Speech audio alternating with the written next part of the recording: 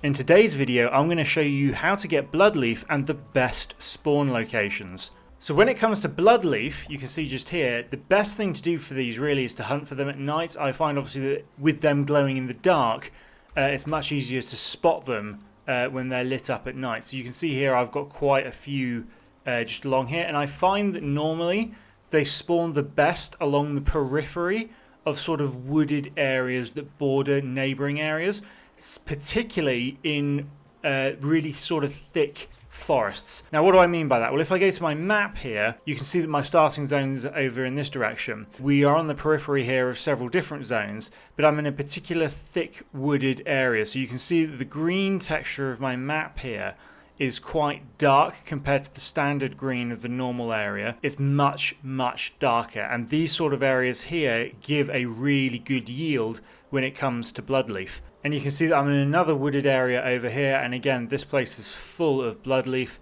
If I just turn on creative mode quickly to show you, you can see that there is a ton spawning in here. You know, I've got 4 more just in this area alone. So these wooded areas are really the best places to get bloodleaf for your health potions.